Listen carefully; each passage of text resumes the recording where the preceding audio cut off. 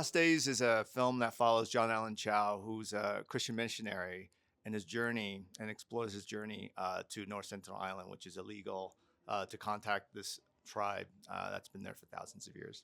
It was 2018, and I was at the airport, and the news report came out, and I had a very strong reaction to it. And then the next thing was it popped up his face, and it was Asian American face. So of course, I'm imposing all my personal issues on top of that. And then the third thing was that that banner came up, and it said John Allen Chow, 26 years old, and something really hit me. For 20 seconds, I placed such harsh, strong judgment on this kid, and I'm thinking that's somebody's son, that's somebody's brother, and it kind of stayed with me. And it wasn't until I read Alex Perry's article that he had an insight into the Patrick, who's the father, that really kind of struck me, and it ended up going on this 4-year journey with all these incredible people from around the world to kind of help bring it to life. It was interesting. I it was on my mind. I didn't know how to.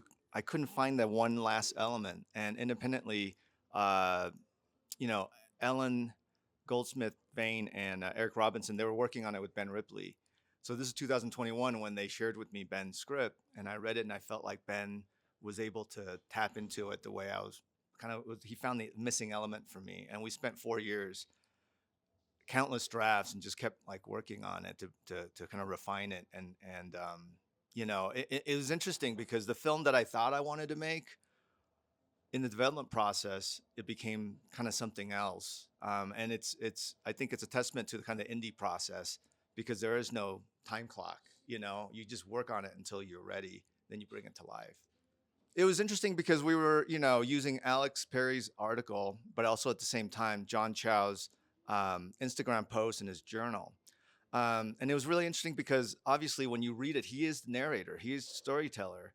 And so, for me, it was very evident that he was influenced by big Hollywood films, adventure novels, and there was a lot of genre elements. So as we were developing it, which, I think ultimately it's still a very intimate character study, but to embrace his ambition and his kind of inspiration, this little indie movie ended up having to feel like a big adventure movie.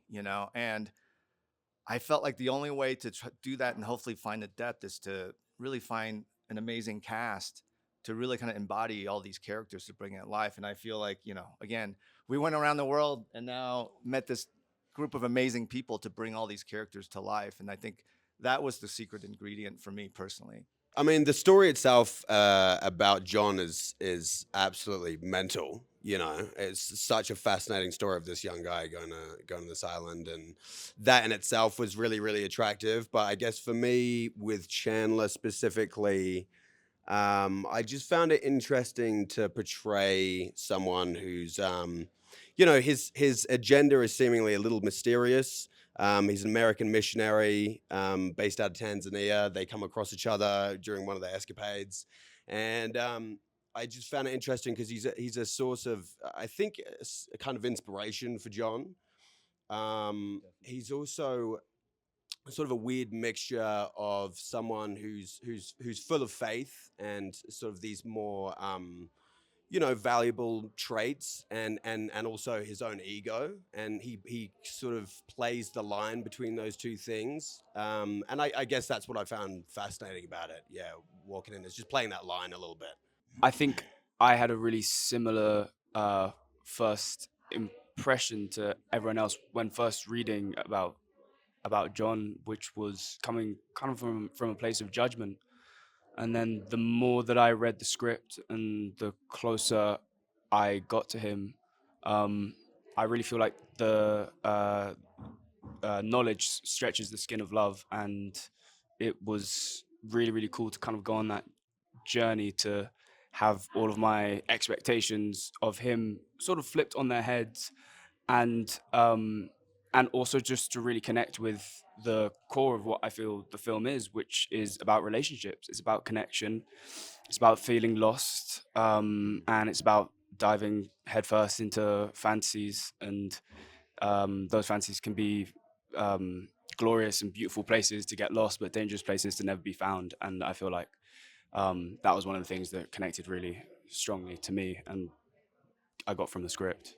Reading the script and reading even the audition scenes, it was one of those. I think you guys would be able to relate. I'm sure, like you get every now and then you get those gut punch moments where you just sort of like, oh, this is this is one of those special ones. And I think for me, on a personal level, thematically, my partner is a very proud Aboriginal man, and Australia has a very, you know, dark history, and I think that sort of uh, understanding of that, a deeper understanding of that through his lived experience as his partner, I really resonated with my character's stance towards things. But then away from those sort of themes, I think to echo what Sky was saying, it's so clear that this is such a almost, for lack of better wording, a love story. You know, you see that between father and son, you see it between, so many of the characters because of that need for human connection, that need to be understood, and that really, really resonated. And yeah, it was just one of those ones where you just do everything you possibly can to make sure you're a part of it. And yeah. It's interesting, after Bear Like Tomorrow, I literally didn't have a break for 20 years, and even when my son was born, 2 weeks into it, Joe Russo called me, and then I ended up doing Community, and so like it's been this amazing journey for me of starting off and not having any opportunities, and this one film creating, all this amazing journey, and I was lucky enough to be people to really kind of grow and explore. And I felt like 20 years in, something like an independent film, which is it's not supposed to exist. It's 10,000 reasons why you don't make it.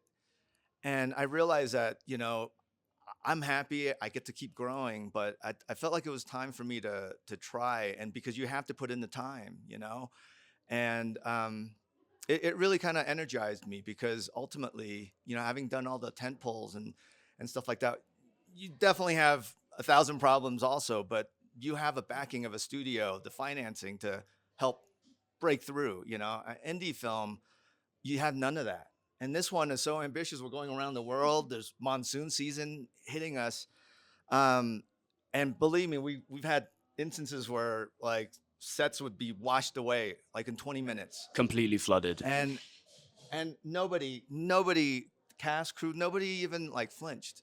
And that's something that like it really brought me back to Bear Like Tomorrow and the spirit of independent films, is that we all got together because we wanted to bring this film to life, and there's no logical reason why we should be doing it except the fact that we were all connected and we're all in it together.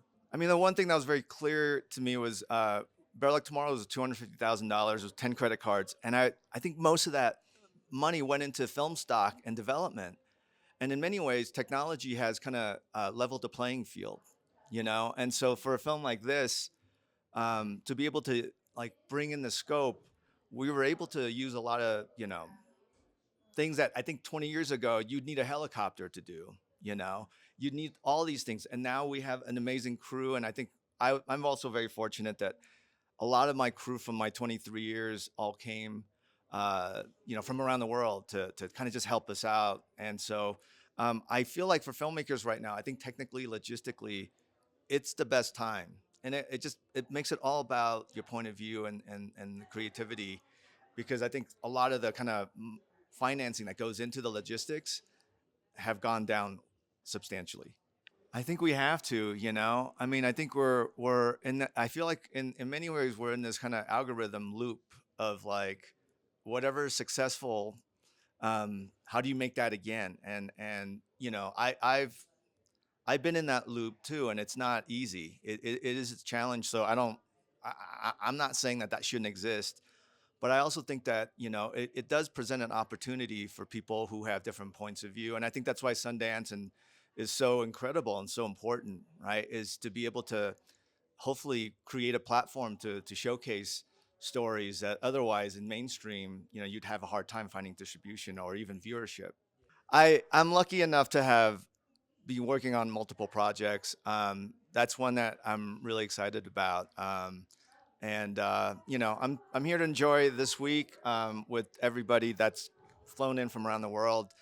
And next week, we'll see. I think, but I've been lucky. I'm lucky enough right now to have options.